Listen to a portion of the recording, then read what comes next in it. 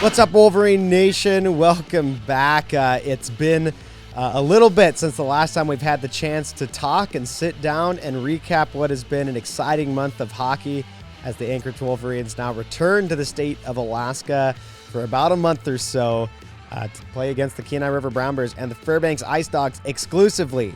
Isaac Smolden, Parker Hovilla, with me as always. Parker, what a fantastic month of hockey we are getting to look forward to here today. Any time that you get to play against your two just most hated rivals over and over again, it means that for the fans in the building, they're going to get a show pretty much every night. And with so many of these games happening up here, there's no excuse not to miss it. You know, shouldn't be missing anything at this point. Yeah, exactly. I mean, we're in that part of the season where teams start separating themselves a little bit. You're battling to fight for a playoff spot, and every game counts. I think something we had quite the break off, and then getting going again last weekend. It was great to just see the guys play once again and kind of see how they've grown a little bit. Getting that sweep on Kenai last weekend, and I think. Especially when they have another long homestand, you see people just start coming out and getting really excited for Wolverine hockey again, which I think, without a doubt, everybody should be, because right now this team's just starting to really catch stride, so to speak. They're playing a really tough opponent in Fairbanks this upcoming weekend, and I think it's going to be a good test. Yeah, we'll talk about that in a bit.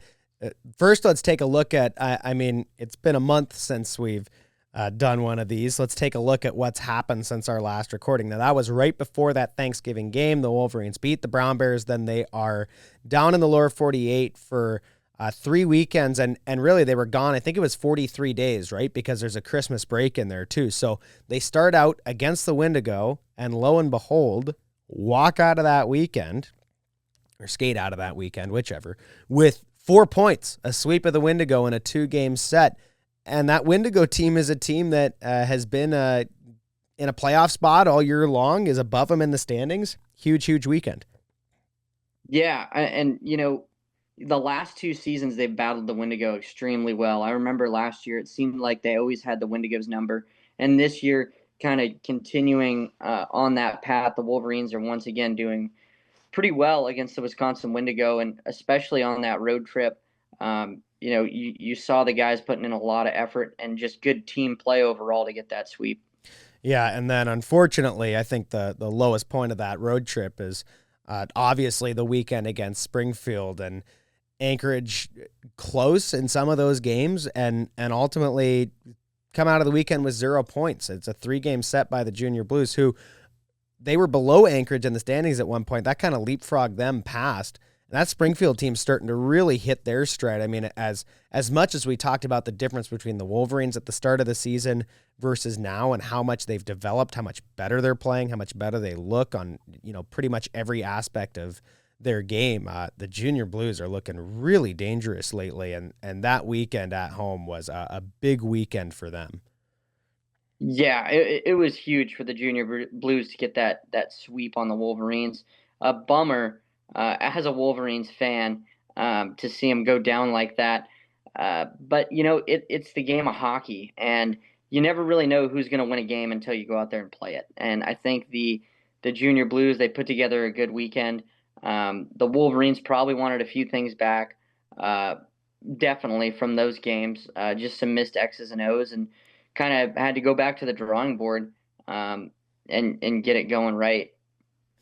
And then a little bit of a break for the holiday weekend, but the Wolverines then report back to Minneapolis. Some of them, that was a shorter drive or flight than others, but you have a weekend against the Chippewa Steel. Chippewa, we know their struggles this season. And once again, Friday night, same story as the last time that these two teams played. It's a loss and a shootout after the Wolverines dominate the majority of the game. And you're just thinking, like, what the heck is it going to take for Anchorage to beat this Chippewa team straight up? And Saturday, there's a guy that gets their first chance in net for the Anchorage Wolverines and Drake Owens, and he gets his first junior win as they beat Chippewa 5-1 on Saturday. And all of a sudden, the narrative around that weekend's changed a little bit because you got 3 out of a possible 4 points and made some ground up in the standings and kind of hit the ground running returning from that break. Yeah, absolutely. And like we talked about, that Chippewa team, they have definitely faced some serious struggles this year. And it seems like they've just been able to edge the Wolverines out here twice now this season in games that you thought for sure were going to be in the Wolverines' back pocket. Both shootout losses. That's one thing that I find kind of comical. It's just sometimes a team just doesn't have it one night or the other, and the other team does, and it was just a lucky night for the Steel. And kind of capping off that road trip, Drake Owens getting that start and first win. That's something he'll remember for the rest of his life, whether he plays only a year of junior hockey or he goes on to play until his age out year. It's always something cool to hold in your stat book that in your first start in your junior career, you come away with the win. Yeah, for sure. The Wolverines return home. We just watched a big weekend against the Kenai River Brown Bears. A Thursday night game, still 3,500 people in the building. That's pretty cool. That's pretty nice. Everyone had to go to work and or school the next day, but Sully still was pretty loud. And Anchorage gets a 4-3 win at home. Then they play the Brown Bears in Soldotna, get a 5-2 win. They've just been so good against this Brown Bears team, Parker. They're 5-0 against Kenai River this season. And when you play the Brown Bears 12 times in a season as opposed to 6 or 7 for your lower 48 opponents, when you match up well against an in-state team as one of these Alaskan teams, that gives you a huge, huge advantage when you're talking about playoff position at the end of the year. Yeah, you're absolutely right. And Anchorage has just had Kenai's number. I mean, we saw it firsthand, both of us able to go to both games, which was awesome. Just seeing the differences in the power play setups, and Kenai just wasn't really able to connect those passes. A lot of opportunities down low, and it seemed like the hockey gods just weren't on their side. And Anchorage skating away to 2 victories on the weekend, just by what we've seen recently. The Wolverines taking a little bit more control, not taking as many penalties, and how about that power play? 2 power play goals on the weekend. Power play is looking not too shabby. I mean, that we've talked about the special teams battle, how important that is, and at some points Anchorage has struggled on special teams, but they looked so good on the kill against Kenai River and were able to pot a couple power play goals as well. And I think that's still a penalty kill goal. Yeah, and another shorthanded goal, right? That's an area that I think they're going to keep making strides in too, and that's the scary thing, I think, if you're another team in this division, is I think they have a lot more to give on the power play, but they're still winning the special teams battle, a lot of nights as of late. So we get to talk about all of this in a little more depth with someone we haven't had on the pod in a couple of months. Head coach Mike Aikens is back. Let's chat with him about the road trip, being back in state, and kind of what we have up ahead.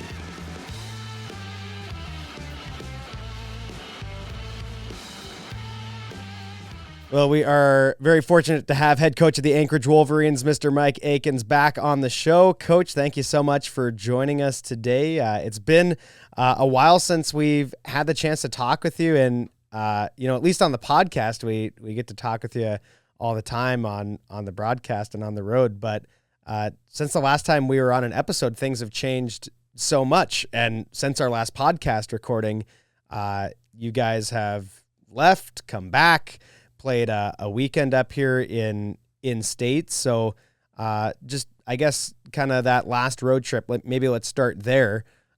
Walk me through that process. It's a very unique experience because you're down there, you're breaking for Christmas break. Guys are going back to the state to be with their families. Then they're coming back, or they're going all over the country, reporting back to Minnesota. It's always a little bit chaotic. And I imagine as a coaching staff, it can be tough to wrangle a bunch of young guys and keep everyone focused for the entirety of that trip. Yeah, and it did feel long. I know when I was here 4 years ago, the we went for a week before Christmas. Then we shipped the guys home for a week and then played another week. And it didn't feel long at all. This one, we were 2 weeks before Christmas, sent them home for a week and then another week on the road. So we were gone for a month and it was long. It started out great. I thought we played really well against the Wendigo. I think they're struggling a little bit at the time, and we were able to take advantage of that. And then against Springfield, I think we just weren't as sharp as we needed to be. We took some penalties that cost us, and I do think they are very good. I think they're one of the best teams in our division. I don't think their record, is any different than where they are in the standings. It's reflective. So I think they do a good job. They're coached well. They play hard. And I think for a team to beat them, you're going to have to be at your best and play well and execute. And we just didn't do that. And then we go home for Christmas. It was nice to have the guys get away and enjoy Christmas, and then fly back into Minnesota. We met as a team and then got 3 out of 4 points against Chippewa. And I thought we actually played pretty well. I think we would have liked to have some goals back in the first game that we played down there. Kai, I don't think was quite as sharp as what he normally is, and that's not to throw him under the bus. He's been really good for us all year, but we outshot him badly. We outchanced him badly. That's a game that we got to find a way to win, but at least we got a point, and we battled and got 3 out of 4. So the road trip ends up being okay for us. Unfortunately, those 3 games in Springfield, you would have liked to win 1 or 2 of those. Yeah, Coach, I'll kind of piggyback off of Isaac's question there. Just even though it's freezing outside, the temperatures are starting to come back up. How great does it feel to know you'll be in the state of Alaska for the next little while here, playing some series at home and on the road, but still inside the state? Yeah, it was. We played home and home last week, and I know the guys were excited to get on the ice at Sullivan Arena in front of our home crowd, and that's always nice to have be back in your billets and home cooking, and our local kids are sleeping in their own beds at home and spending time with family. So it's nice to be back up here. I know I was certainly missing it myself. And then it dropped down to negative whatever and dumped 3 feet of snow. And you were like, oh, man. It's Alaska. I think we're pretty fortunate up here. I tell people down there all the time in Minnesota and that there's a lot of days that's warmer up here. I think you grow up in like the Midwest and all you think of is Alaska is like the frozen tundra and the freezing cold and maybe what it's like in Fairbanks to be 40, 50, 60 below at times. and we're pretty fortunate down here. And yeah, we get a lot of snow, but it's beautiful with the mountains. And you go look outside right now with the snow and the trees, and the mountains are beautiful. And the cold is not going to last. We know that. As someone that spent time in Montana after growing up here, that coastal climate, you really take it for granted until you go down to an area that's a little more landlocked. This part of the season is always really interesting to me because you guys play so many games. It's 59 regular season games. The season goes until April, and that's when the postseason begins. And we're more than halfway through, but it's after the holidays. It's not quite, the final push. Like there's plenty of hockey left to go. But on the other hand, like you look at the standings and the tiers are kind of starting to separate out, and there's going to be opportunities for you guys through the next stretches, especially with playing so many games against, the teams up here, playing so many games at home. What, as a coaching staff, how do you approach that? Again, kind of going back to the fact that we know that junior hockey is a development process, and you're trying to help raise young boys into young men. Like there's a lot of challenges, I think, that come with these dog days of the season here in kind of game 30 to game 45 or so. Yeah, it doesn't feel that way to us. I think after being on the road so long, guys are excited. They're energized to be back here. They're looking forward to playing in Alaska. I think our practices have been spirited. We went really hard yesterday and really battled and competed, and we got some tempers flaring at times, and so it was good. It was good, and had a great meeting with our leadership group after practice, which is made up of, it consists of our leaders and our captains, but then there's also another select group of guys, and we had a great meeting, and they're excited. They like the way practices are going. They're feeling good about their teammates. They like the new addition, and bringing Harut in is stepped right in and become part of the group quickly. And I think they're excited. Like I think it's legitimate. And we play Fairbanks 6 of the next 8 games, so it's going to be tough. We know we're playing a good hockey team that plays hard, and I think the guys are looking forward to the challenge right now. Yeah, Coach, playing against in-state teams, not only fighting for points inside the standings, but also the Club 49 Cup points. How crucial is it to get as many of those points as possible against the in-state rivals when the games are, maybe there's a little bit more passion involved with them? Yeah, for us, I think every game's important. It doesn't matter who it's against, but when you're playing Kenai or Fairbanks, I think that the rivalry's there, and it's good competition, and guys will be excited for that. So, I think for us, as the year's gone on, it's something we've talked about for sure, is how important every point is as you go along. And you look at the way we started, and we've now battled back in the middle of the pack. I think we're in 5th place right now. Top 4 make the playoffs, and we can't let that separation from 4 to 5 continue to grow. We've got to continue to close that gap. And I think it's going to take a lot of, what we've been doing for the last couple months, where we've gone 7-3, 6-3-1. It's going to have to continue to be those type of stretches, and that's not easy, and especially with the teams that we're going to be playing. But that's our goal, is to keep producing points and find ways to win hockey games and keep getting better. We've really tried to focus on our discipline of staying out of the penalty box, and we've done that the last couple games and done a good job with that. And then, the defensive side of the game. I know we're going to score goals. We're going to make plays, and we've got talented players. It's about getting to buy in defensively, and defense wins championships when it's all said and done. We have to limit other teams' grade A scoring chances. And if we can do that, we're going to continue to win a lot of games. So I've seen us make good strides in there. I think the positive is that I still don't think we're where we need to be yet, and where we're going to get to. So I choose to look at that as a positive, that we're not maxed out, and where we're at, our potential, that we're still going to get better. And so I think that's important. Well, Coach, some fun games that we got to watch on your guys' return this past weekend. Always good to see you guys match up against Fairbanks. I know that when you have those stretches, like you said, 6 out of 8, and you're seeing the same teams over and over again, there is just a hatred that forms between guys on both sides of the ice, and it makes for some really entertaining hockey. So as important as these games are, and as crucial as they are, it's also a lot of fun for us to be able to watch, for the fans to be able to watch. We're really looking forward to seeing you guys this weekend at the Sully against the Ice Dogs. Yeah, I think people are going to be in for some good hockey this weekend. It's going to be 2 teams that play extremely hard and are playing well right now. And so I think any team could win. And it's going to be who performs and who shows up for 60 minutes during the game and puts in the work and the effort. And, the hockey gods got to be on your side as well.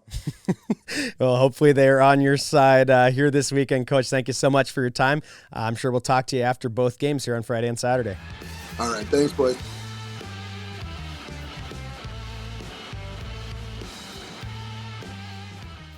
All right, thank you so much, Aikes. The day that we're recording this, we're on Bob Rock in the morning, KWEL 106.5 Wolverines Wednesday, and it's only fair of us for if Aikes is going to share his time and his spotlight with us and allow us to goof around with Bob all day in the studio, that we get to have him on for a chat here in this episode. So just trying to return the favor, and always appreciate getting to go on with the great Bob Luster in the morning, even if I do have to drive an hour and 15 minutes one way through a blizzard to get there.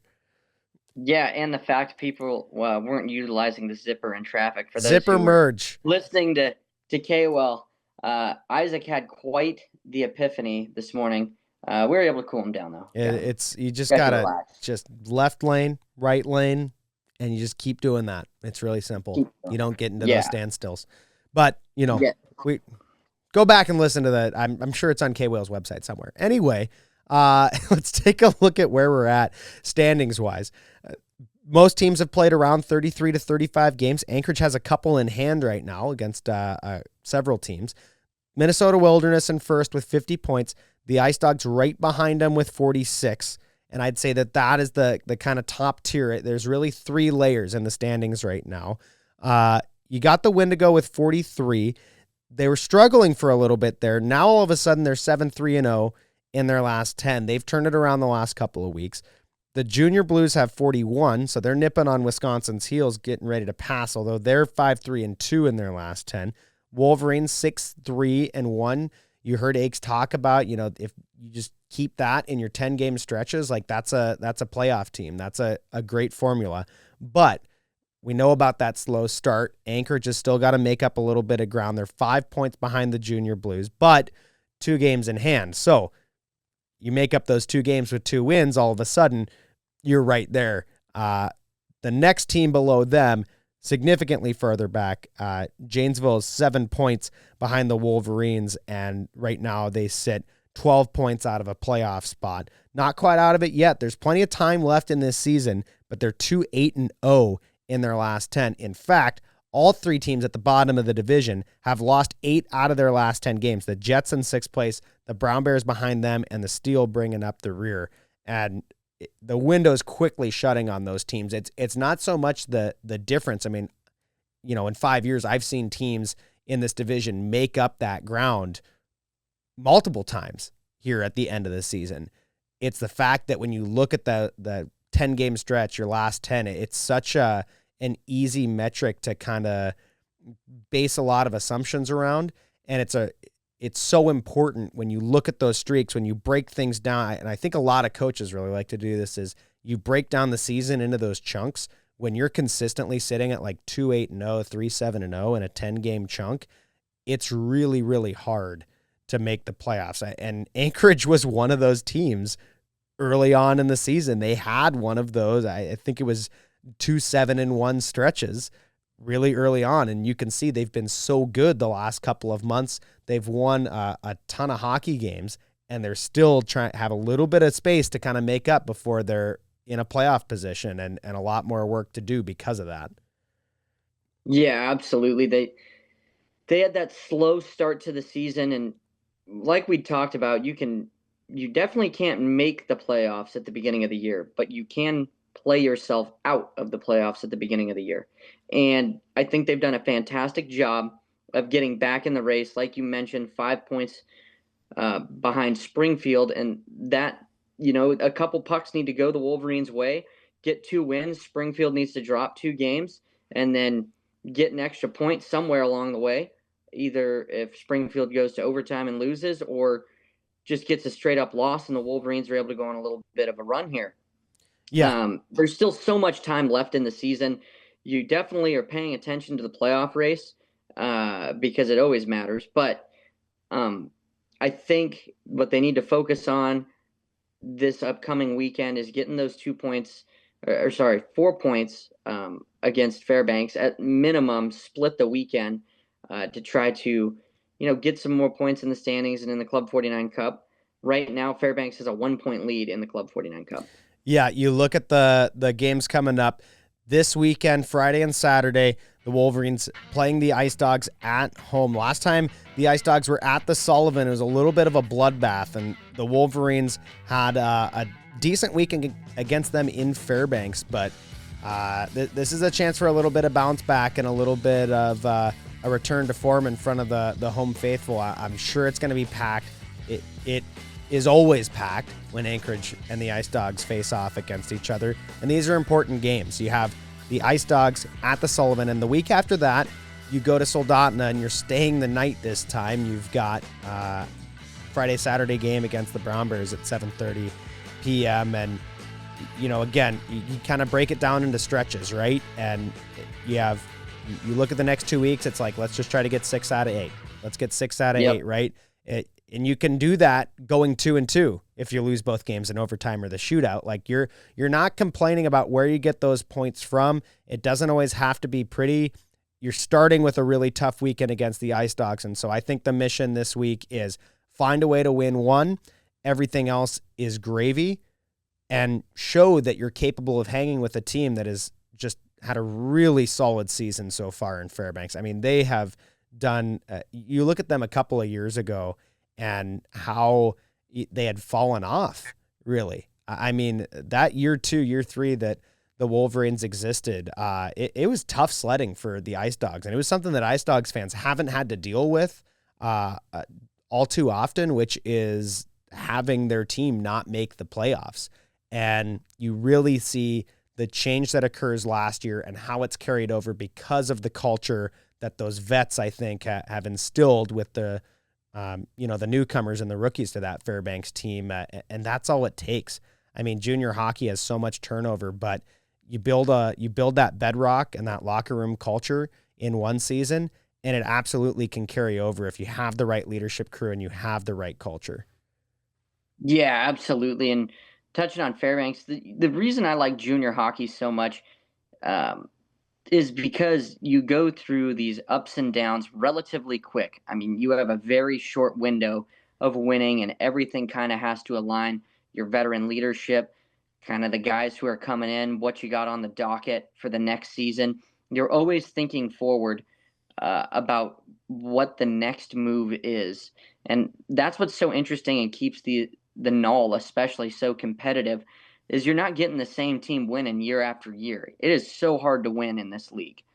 And I think part of it is just because of how well all these teams draft, develop, and sign guys. And then, there's guys playing on the Wolverines this year. It feels like it was their first game, like Duke Gensler. He's aging out. And I remember his first game coming to town, and I can't believe his time with the team's almost coming to a close. Same thing with Cole for Honor. So you just have to cherish what you have while you got it, and then work through those rebuilds because they're going to be relatively quick.